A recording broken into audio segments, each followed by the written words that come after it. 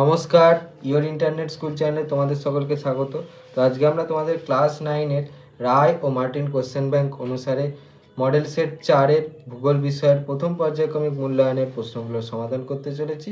তো দেরি না করে চলো ভিডিওটা শুরু করা যাক। তো প্রথমে বলেছে একে সঠিক উত্তরটি নির্বাচন করো। একেরটা বলেছে সৌরজগতের সবচেয়ে ভারী গ্রহ হলো, সঠিক উত্তরটা অপশান সি বৃহস্পতি।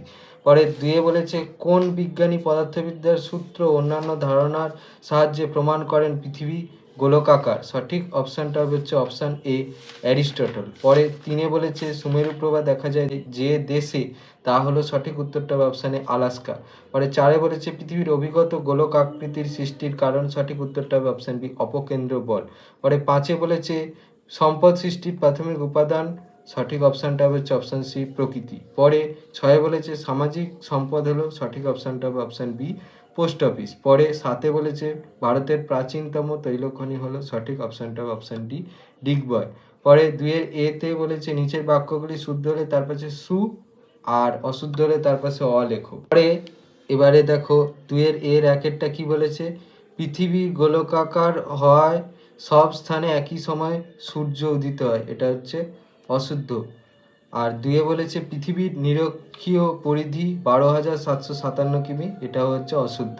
পরে বিতে বলেছে উপযুক্ত শব্দ বসিয়ে শূন্যস্থান পূরণ করো। একেরটা বলেছে ড্যাশ অববাহিকা ভারতের বৃহত্তম কয়লা উৎপাদক অঞ্চল, উত্তরটা হচ্ছে ঝরিয়া।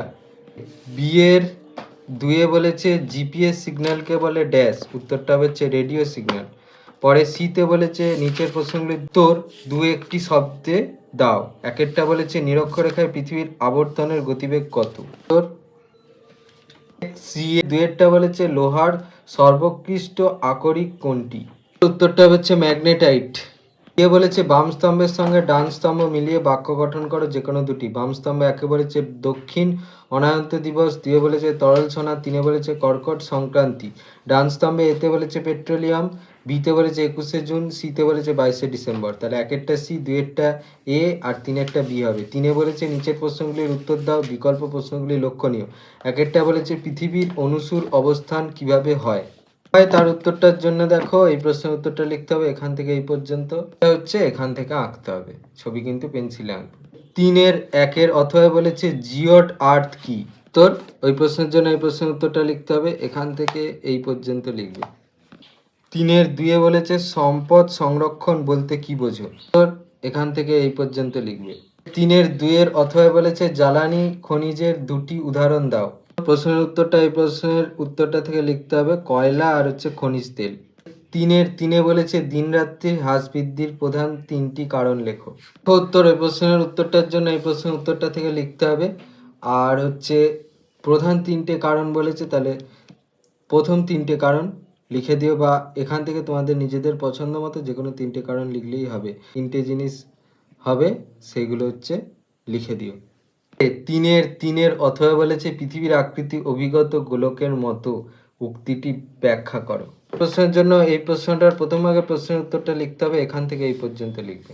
চারে বলেছে নিচের প্রশ্নগুলির উত্তর দাও, বিকল্প প্রশ্নগুলি লক্ষণীয়। একেরটা বলেছে কর্কট সংক্রান্তি ও মকর সংক্রান্তির মধ্যে তিনটি পার্থক্য লেখো। ওই প্রশ্নের জন্য এই প্রশ্নের উত্তরটা লিখলে হবে। এবার এখান থেকে যে কোনো তিনটে তোমাদের নিজেদের মনের মতো লিখে দিও। পরে চারের একের অথবা বলেছে সূর্যের আপাতগতি বলতে কি বোঝো।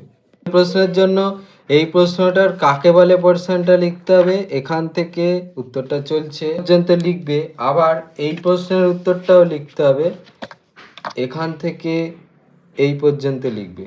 চারের দুয়ে বলেছে বেডফোর্ড লেভেল পরীক্ষা কিভাবে পৃথিবীর গোলকাকৃতি প্রমাণ দেয়।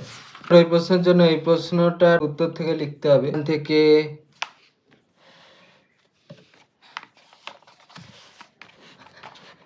এই পর্যন্ত লিখবে। আর এই ছবিটা কিন্তু আঁকতে হবে, ছবিটা কিন্তু পেন্সিলে আঁকবে। চারের দুয়ের অথবা পৃথিবীর হেলানো অক্ষের গুরুত্ব বা ফলাফল কি কি, দেখো উত্তর ওই প্রশ্নের জন্য এই প্রশ্নের থেকে উত্তরটা লিখতে হবে এখান থেকে এই গুরুত্ব বা প্রভাব, এখান থেকে উত্তরটা চলছে